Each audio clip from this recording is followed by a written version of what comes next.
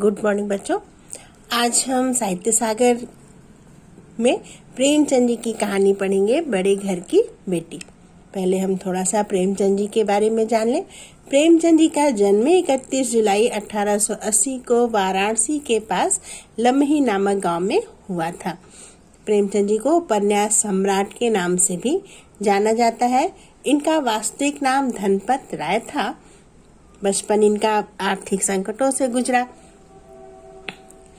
इन्होंने उस दौर में कहानियों को एक नया रूप दिया। कहानियों को वास्तविकता के धरातल पर इन्होंने रखा। जहाँ इनके पहले की कहानियाँ सुखांत हुआ करती थी, साथ ही साथ आदर्शवादी हुआ करती थी, वहाँ पर इन्होंने जो समाज की वास्तविकता है उसको अपनी कहानियों में दर्शाने का प्रयास किया।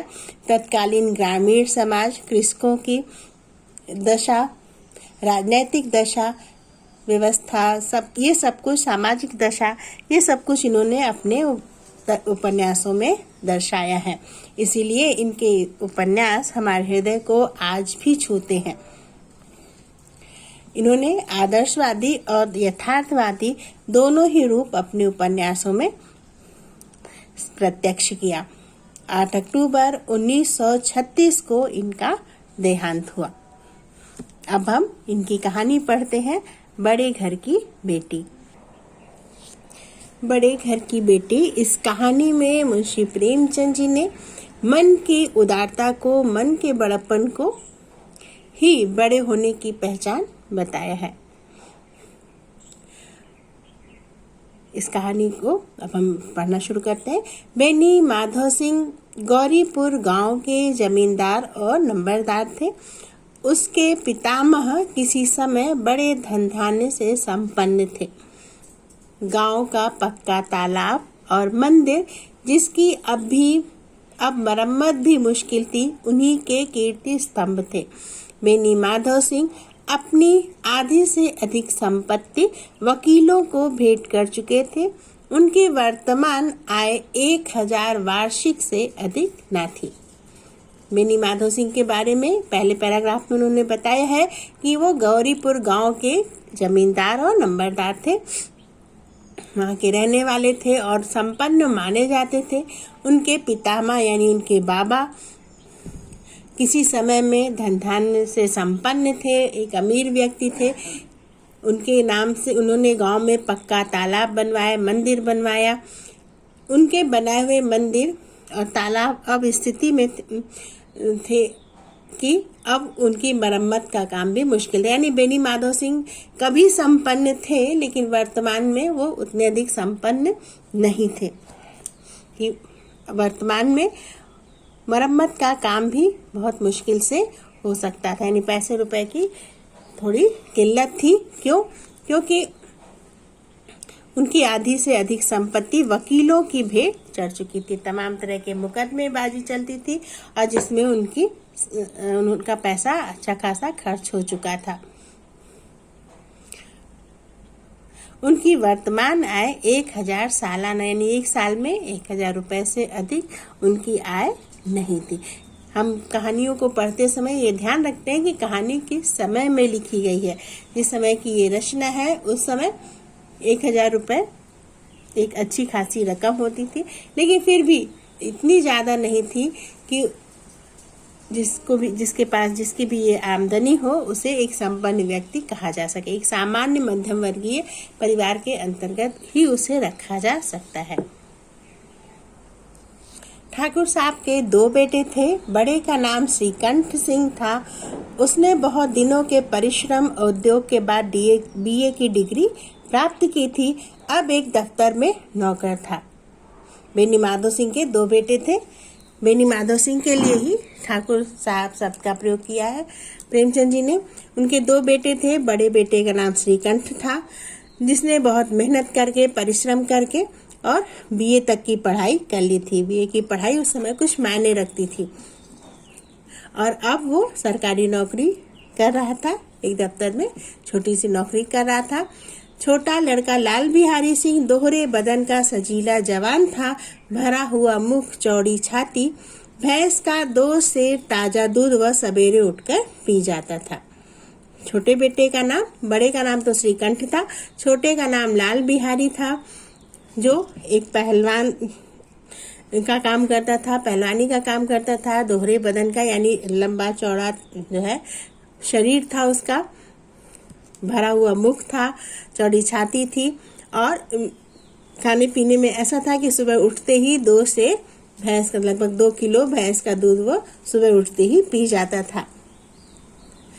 श्रीकंठ सिंह की दशा बिल्कुल विपरीत थी, यानी श्रीकंठ जो है वो लाल बिहारी से एकदम विपरीत था। जहाँ लाल बिहारी लंबा चौड़ा स्वस्थ और पहलवान टाइप का लड़का था, वहाँ पर श्रीकंठ एकदम दुबला पतला था। वह इन नेत्र प्रिय गुणों को बीए इन्हीं 2 अक्षरों पर न्यौछावर कर दिया था। नेत्र प्रिय गुण यानी देखने में जो एक लंबी चौड़ी पर्सनालिटी होती है, वो गुण यानी उसने अपने शरीर का ध्यान अपनी नहीं किया, बल्कि पढ़ाई पे अपना ध्यान एकत्रित रखा। तो जिसकी वजह से जहाँ पर लाल बिहारी सिंह जो है खा पी करके और पहलवानी करके लंबा तगड़ा जवान बन चुका था, वहाँ श्रीकंठ सिंह खाने पीने पर उतना ध्यान नहीं देता था और दुबला पतले शरीर का था।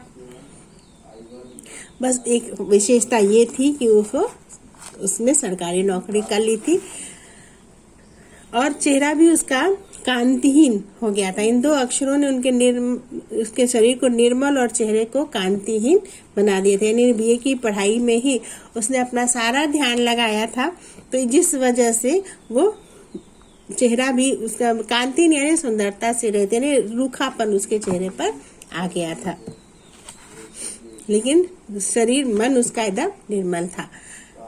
श्रीकंठ इस अंग्रेजी डिग्री के अधिपति होने पर भी पाश्चात्य सामाजिक प्रथाओं के विशेष प्रेमी न थे, बल्कि वे बहुधा बड़े जोर से उसकी निंदा और तिरस्कार किया करते थे। आमतौर पे जब लोग पढ़ लिख लेते हैं तो लोग सोचते हैं कि हाँ जो है मॉडर्न हो गया, पश्चिमी जो मान्यताएं हैं, विदेशों की जो मान्यता है पश्चिमी देशों की, उसको वो अपना लिया होगा। जो ज्यादा पढ़ लिख लिया होगा उसके लिए हम यही मानते हैं कि उसने पाश्चात्य जो है जो प्रथाएं हैं उनको अपने जीवन में अपना लिया होगा। लेकिन श्रीकंठ बिल्कुल भी ऐसे नहीं थे। भले ही उन्होंने अंग्रेजी से डिग्री प्राप्त कर ली थी, लेकिन पश्चिमी सभ्यता को वो महत्व नहीं देते थे, बल्कि बड़े जोर शोर से उस पश्चिमी सभ्यता की निंदा और उसका तिरस्कार किया करते थे। दशहरा के दिनों में वे बड़े उत्साह से रामलीला में सम्मिलित होते और स्वयं किसी न किसी पात्र का अनुभव करते। गांव में जब रामलीला होती थी दशहरे के दिनों में, तो वो खुद भी जो है रामलीला में शामिल होते थे, किसी न किसी पात्र का अभिनय करते थे। नहीं, पूरी तरह से भारतीय प्राचीन संस्कृति को वो महत्व देते थे। प्राचीन सभ्यता का गुणगान उनकी प्रकृति का प्रधान अंग था। जो हमारी भारतीय प्राचीन सभ्यता थी उसी का गुणगान, उसी की प्रशंसा किया करते थे, और जो पाश्चात्य संस्कृति है उसका वो विरोध करते थे। सम्मिलित कुटुंब के तो वे एकमात्र उपासक थे, यानी सम्मिलित कुटुंब यानी जॉइंट फैमिली। तो जो संयुक्त परिवार था उसके वो उस गांव में एकमात्र उपासक थे, यानी वो पूरी तरह से जॉइंट फैमिली को, संयुक्त परिवार को महत्व देते थे। आजकल स्त्रियों को कुटुंब में मिलजुल कर रहने की जो अरुचि होती है उसे वह जाति और देश दोनों के लिए हानिकारक मानते थे। श्रीकंठ का मानना था कि जो है गांव परिवार में मिलजुल करके ना रहने से देश और जाति दोनों का नुकसान होता है। यही कारण था कि गांव की ललनाएं उनकी निंदक थी। उनका ये मानना था कि जो गांव घर की स्त्रियां होती हैं जिनकी वजह से परिवार में अलगाव होता है वो उचित नहीं है। तो गांव की जो स्त्रियां थी ललनाएं यानी स्त्रियां, जो गांव की स्त्रियां थी वो इस बात पे उनका विरोध करती थी, क्योंकि वो मानती थी कि अलग रह करके सुख शांति से, अगर अलग रह के सुख शांति से रहा जा सकता है तो बिल्कुल रहना चाहिए। चूंकि श्रीकंठ इस बात का विरोध करते थे इसलिए वे श्रीकंठ को अपना शत्रु समझती थी। स्वयं उनकी पत्नी को इस विषय में उनसे विरोध था। श्रीकंठ की पत्नी स्वयं इस बात को मानती थी कि साथ रह करके कलह होने से अच्छा है कि अलग रह लिया जाए। वो साथ रहने के संयुक्त परिवार के मामले में श्रीकंठ की विरोधी थी। यह इसलिए नहीं कि उसे अपने सास ससुर देवर या जेठ आदि से घृणा थी, बल्कि उसका विचार था कि यदि बहुत कुछ सहने पर भी परिवार के साथ निर्वाह ना हो सके तो आए दिन की कलह से अच्छा है अलग हो जाना, है ना। प्रेमचंद जी लिखते हैं कि ऐसा नहीं था कि श्रीकंठ की पत्नी को अपने सास ससुर से, देवर जेठ से आज से कोई परेशानी थी, कोई घृणा थी, बल्कि उसका ये सोचना था कि अगर बहुत कुछ बर्दाश्त करके हम घर में रह रहे हैं और उसके बाद भी परिवार के साथ निर्वाह नहीं हो पा रहा है, रोज घर में कलह मची हुई है, लड़ाई झगड़ा मचा हुआ है, तो इससे अच्छा है कि अलग हो करके शांतिपूर्ण जीवन बिताया जाए। जीवन को नष्ट करने की अपेक्षा अच्छा है कि अपनी खिचड़ी अलग पकाई जाए। नहीं, रोज रोज के लड़ाई झगड़े में अपना जीवन बर्बाद करने से अच्छा है कि अलग होकर के रहा जाए। आनंदी एक बड़े उच्च कुल की लड़की थी।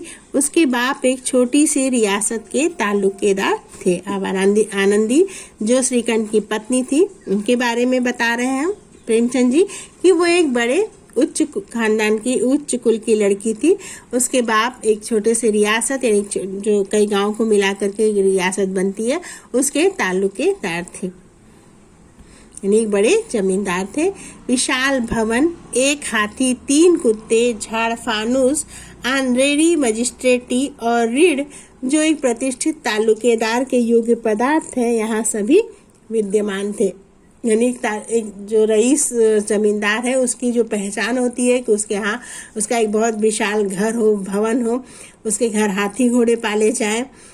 तो एक हाथी था, 3 कुत्ते थे, 3 कुत्तों को पाला गया था, बड़े बड़े झाड़ फानूस लगे हुए थे और ऑनरेडी मजिस्ट्रेट यानी लोग जो है उनके पास न्याय के लिए उनको सम्मान देते हुए न्याय के लिए उनके पास आते थे। और साथ ही साथ ऋण यानी कर्ज भी उन्होंने ले रखा था। ये सारी चीजें एक ताल्लुकेदार होने की पहचान थी। और ये सारी चीजें यानी हाथी पालना, कुत्ते पालना, बड़े बड़े झाड़ फानूस रखना, गांव में लोग सम्मान के साथ उनके पास आते थे न्याय मांगने के लिए, ये सारी चीजें ताल्लुकेदार की पहचान होती थी। और ये सारी चीजें आनंदी के पिता के पास थी। आनंदी के पिता का नाम भूप सिंह था। बड़े उदार चित्त और प्रतिभाशाली पुरुष थे, बहुत ही उदार हृदय के थे और बहुत ही प्रतिभाशाली थे। पर दुर्भाग्य से कोई लड़का नहीं था। 4 लड़कियां थी और आनंदी चौथी लड़की थी। वह अपनी सब बहनों से अधिक रूपवती भी थी और गुणवती भी थी। सबसे छोटी थी, सबसे सुंदर थी और सबसे ज्यादा गुणी थी। इससे ठाकुर भूप सिंह उसे बहुत प्यार करते थे। सुंदर संतान को कदाचित उसके माता पिता भी अधिक चाहते हैं। ठाकुर साहब बड़े धर्म संकट में थे कि आनंदी का विवाह कहाँ करें। न तो यही चाहते थे कि ऋण का बोझ बढ़े और न ही स्वीकार था कि उसे अपने को भाग्यहीन समझना पड़े। यानी उनकी ये सोच ऐसा ना हो कि शादी में, बहुत अच्छे घर में शादी के चक्कर में मेरे ऊपर और कर्जा बढ़ जाए और ऋण बढ़ जाए। लेकिन ये भी नहीं है कि पैसे की कमी के कारण ऐसी जगह शादी कर दे कि बाद में आनंदी अपने आप को कोसे कि मेरा भाग्य ठीक नहीं है या अपने आप को भाग्यहीन समझे। तो ठीक ठाक घर उन्हें शादी करने के लिए चाहिए था, जहाँ अधिक दान दहेज भी ना देना पड़े, अधिक पैसा भी ना खर्च करना पड़े और एक अच्छे घर में शादी भी हो जाए, ऐसा वो आनंदी के लिए सोचते थे। एक दिन श्रीकंठ सिंह उनके पास किसी चंदे का रुपया मांगने आए। भूप सिंह उनके स्वभाव पर रीझ गए और धूमधाम से श्रीकंठ सिंह का आनंदी के साथ विवाह हो गया। श्रीकंठ एक दिन किसी काम के लिए उनके पास चंदा मांगने आए और जब भूप सिंह ने उनसे बातचीत की तो श्रीकंठ का स्वभाव भूप सिंह को बहुत पसंद आया और उन्होंने शादी का प्रस्ताव आगे बढ़ाया और अंत में श्रीकंठ और आनंदी का विवाह अच्छी तरह से हो गया। आनंदी अपने नए घर में आई तो यहाँ रंग ढंग कुछ और देखा। जिस टीम टाम की उसे बचपन से ही आदत पड़ी हुई थी वह यहाँ नाम मात्र को भी नहीं था। आनंदी का घर अपेक्षाकृत अधिक संपन्न था। उसके यहाँ घोड़े, हाथी, झाड़ फानूस, नौकर चाकर सब कुछ थे। लेकिन यहाँ पर जब वो आई नए घर में यानी अपने ससुराल में, तो यहाँ पर ऐसा कुछ नहीं था। जो कुछ उसने बनाव, श्रृंगार, सजावट अपने घर में देखा था, वैसा कुछ भी ससुराल में नहीं था। हाथी घोड़ों का कहना ही क्या, कोई सजी हुई सुंदर बहली तक नहीं थी। हाथी घोड़े तो छोड़ दो, कोई भी छोटा सा सुंदर सजा हुआ जानवर जो है नहीं था। रेशमी स्लीपर साथ लाई थी, पर यहाँ बाग कहाँ जहाँ सैर करती। रेशमी स्लीपर यानी चप्पलें पैर की सुंदर सी लाई थी, लेकिन ऐसा बाग नहीं था, बाग बगीचे नहीं थे जहाँ उसे पहनकर वो टहलती। मकान में खिड़कियाँ भी नहीं थी, ना जमीन पर फर्श, ना दीवार पर तस्वीर, यानी फर्श भी कच्ची थी, जमीन भी कच्ची थी, पक्की जमीन नहीं थी, और ना ही दीवार पर सुंदर सुंदर तस्वीरें या पोस्टर लगे हुए सजे हुए थे, पेंटिंग्स लगी हुई थी, ऐसा कुछ भी नहीं था। वह एक सीधा साधा देहाती गृहस्थ का मकान था। एक सामान्य मध्यम वर्गीय परिवार का घर होता है जैसे, वैसे सीधा साधा सा मध्यम वर्गीय परिवार का वो घर था। किंतु आनंदी ने थोड़े दिनों में ही अपने आप को इस नई परिस्थिति में के ऐसा अनुकूल बना लिया मानो विलास के सामान कभी देखे ही नहीं थे। हालांकि आनंदी का मायका अधिक संपन्न था, लेकिन उसने उस संपन्नता का गुरूर नहीं किया, बल्कि यहाँ पर इसने जो कुछ भी पाया उस माहौल में अपने आप को ससुराल में अपने ढाल लिया, उस परिस्थिति के अनुकूल अपने आप को बना लिया, कुछ इस तरह से जैसे उसने कभी भी ऐशो आराम या भोग विलास देखा ही न हो। पूरी तरह से वो अपने ससुराल की परिस्थितियों में, माहौल में उसने अपने आप को ढाल लिया।